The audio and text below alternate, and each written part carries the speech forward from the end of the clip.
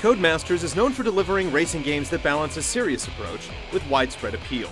This year, they've set their sights on Formula One, hoping to win over fans and attract players who don't follow the sport. Does F1 2010 take the pole position, or could it use a few more tweaks under the hood?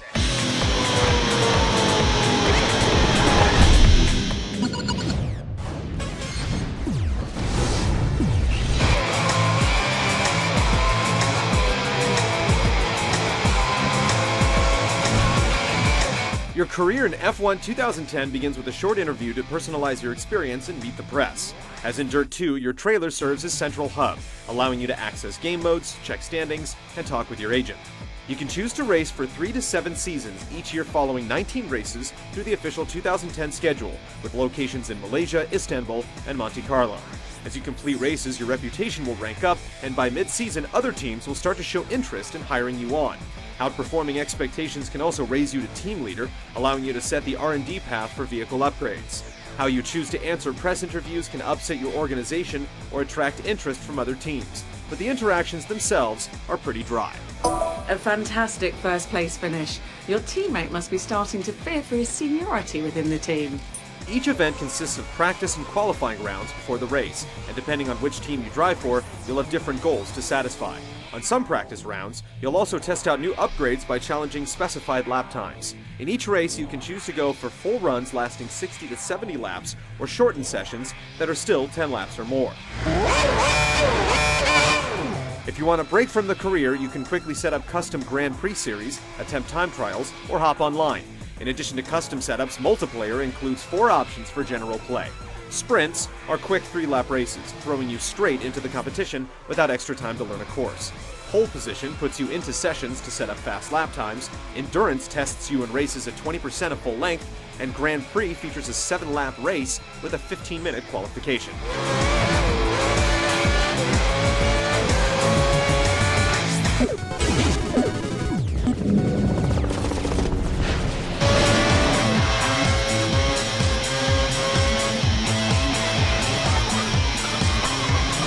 While other circuit-based racing games have a tendency to feel slow, F1 2010 has no problem delivering a thrilling sense of speed, and the cockpit view can be absolutely terrifying. The high-performance F1 machines have tight, grippy controls and aren't suited for showing off sick drifts. Managing your speed, knowing how much to brake, and learning how to push each corner to the max is the key to success. The lengthy circuits make F1 a matter of endurance. Taking advantage of practice sessions is important for setting a rhythm on each track, and doing well in qualifiers will place you higher in the starting grid. Races of 10 laps or more require patience and concentration, and if you don't keep focused, it can be easy to blow a turn that you thought you had down. It's about consistency over the long haul. You have to keep an eye on engine temperature, change tires when the weather changes, and take care when overtaking. Flashbacks return from Dirt 2, allowing you to rewind and make up for mistakes, but with only a handful to spread across a full race, they're really just a last resort. Some respect is given to authenticity. You have to pit at least once on dry tracks, you'll get penalized for causing collisions, and on qualifying laps you'll be disqualified for cutting corners. The game isn't always strict though, as you can still get away with light contact with other drivers, and there's no warning for crossing out of the exit lane when leaving the pits. Before each race, you'll have a chance to examine conditions, choose tires, and tweak your car setup either through presets or in detail. There's a strong sense of feedback with different setups and conditions. The race line gains grip as rubber builds on the track, gravel gets caught in tires if you veer off course, and you'll have to alter your driving style based on which tires are set to your car. The changing weather makes a huge impact on your race strategy, as it can start to rain or clear through the course of a race. Not only will you need the right set of tires, but you'll have to take extra care when cornering to avoid sliding out of control. Unfortunately, F1 suffers from some game-hindering bugs. One forces you to wait in the pits as car after car passes by, putting you at an impossible disadvantage. It can be easily avoided by changing the default pit lap, but it still results in hours of needless frustration for players who aren't aware of the jury-rigged fix. The Xbox 360 version also frequently freezes mid-race, only to continue on after a few awkward seconds.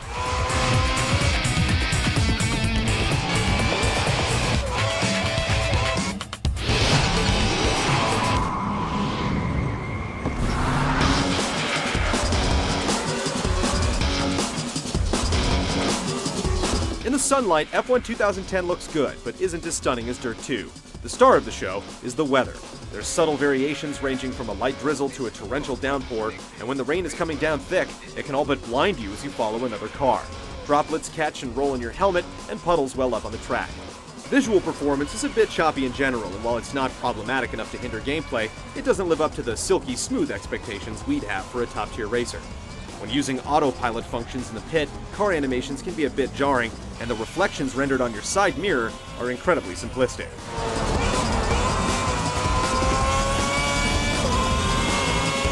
While there's some music during replays, audio is squarely focused on the sounds of the race. The feedback gained from hearing subtle changes in your engine can help you maintain a better sense of control, and the roar of competing cars keeps you well aware of their positions on the track.